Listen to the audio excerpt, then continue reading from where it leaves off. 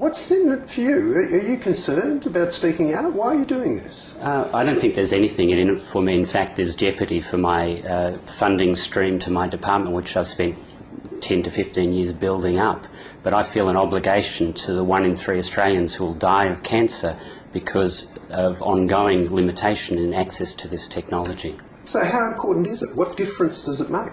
I think it's incredibly important to realise that already by 2000 we knew that this technique, PET, is substantially more accurate than a whole range of imaging techniques that we routinely use to make life and death decisions about how patients are treated.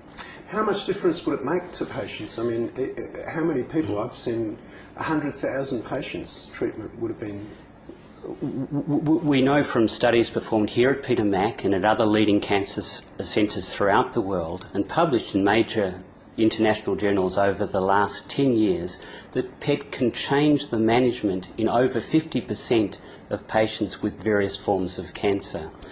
These data have been recapitulated by an Australian data collection process convened and organised by the government itself, recapitulating and validating what we already knew in 2000. So what you're saying essentially is that this trial that's just finished was really an irrelevance. There was no point in it, really. We knew this. That's my feeling and my contention. I think the Australian PET data collection process, in my opinion, has been wasteful and unnecessary because it's diverted the expenditure and the intellectual effort of the Australian PET community to reinventing the wheel. So what have we learnt from this trial that's gone on in the last 5 years? We know what we already knew, that PET is a major advance in the care of patients with cancer.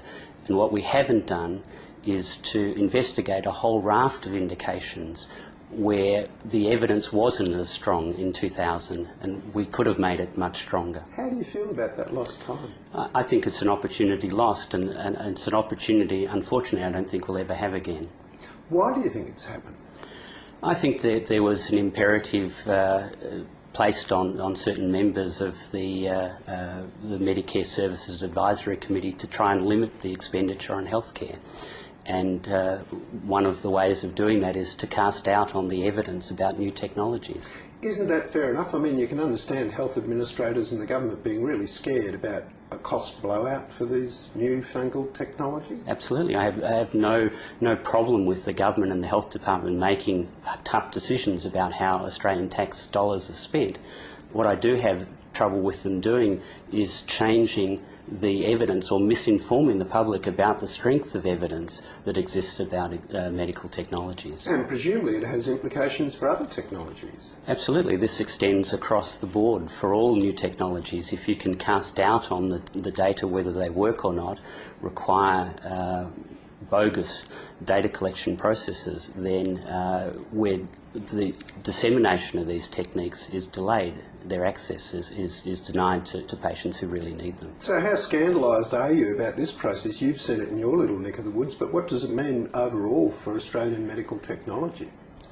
I think it's very important to look at the rhetoric that Dr. Michael Wooldridge said when he established the Medicare Services Advisory Committee. He said that this process was set up to advise the Minister and the public about the best possible evidence about new technologies so that they could be introduced in a timely manner and that patients weren't denied life-saving diagnoses and therapies at the appropriate time. And how important is this? What does it mean for just medical technology in general in Australia?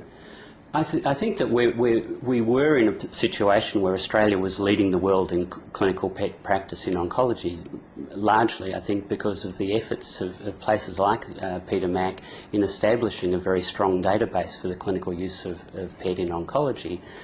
Over the last few years, we've been diverted fighting political battles from the main game of beating cancer. Has it surprised you? It has surprised me. It's disappointed me to the extent that I've often wondered why I'm doing this. So what was your job? It was to define whether PET as a technology was safe, clinically effective and cost effective. And you found? We found that it was all those things. And then the report came out and you saw it. What was your reaction? I was horrified. I wrote to the chair of MSAC and said the primary conclusion is not consistent with our opinions nor the opinions of the wider medical community. 49 major colleges and craft groups made submissions to this report, and they universally said that PET was an effective technology. Well, they said it was potentially effective. I mean, it's only one word. I mean, isn't the Health Department right that, consistent with the overall report, that potentially was a sensible word to put in there? I mean, it didn't really change it, did it? There was no caveat in our report on the clinical effectiveness. The caveat was on the cost effectiveness, and that speaks to how you judge cost effectiveness of a life-saving, life-altering technology. What did you do about this? I wrote to the chair of the Medicare Services Advisory Committee pointing out the errors in the report, the flaws in the process, and asked for my name to be removed from the report unless those errors were corrected. And what happened? I was told that he was completely comfortable with the process that had taken place. So what did you do? I then wrote to the Secretary of the Department of Health, Ms Jane Holton, and also asked her to have my name removed from the report because I was unsatisfied with the response I'd received from Medicare, the Medicare Advisory Services Committee officials. And was it? No, it's still on the report. It still appears on the website that I was a contributor, and it's presumed by my colleagues that I endorsed the findings of that report. And have you had feedback from that? Have you been accused by your colleagues of ratting on PET? Absolutely. They say to me, how could I possibly have endorsed a report that cast doubt on the clinical effectiveness of a technology where I've published close to 100 papers emphasising how well it works in cancer patients. I'm a strong advocate for this technology. Well, the Health Department says that you signed off on this report, and if you had any problems about it, you had the opportunity to put it in a minority report. We didn't sign off it. In fact, we couldn't have signed off on it because we didn't see the primary conclusion in the report. You can't dissent against something you haven't seen. You can't submit a minority report on a conclusion that wasn't in the documentation you saw. Okay, so you complained to Dr King, you complained to the department, and you got nowhere. I mean, then we've had this Senate inquiry where Dr King has taken responsibility for putting in these words. I mean, how did you feel now, or how do you feel now when this evidence came out? What do you think? This matter is before the Senate, and they'll come to their own conclusions about how and why this happened, and I don't want to preempt their findings. However, it's clear to me that the process somehow got it terribly wrong.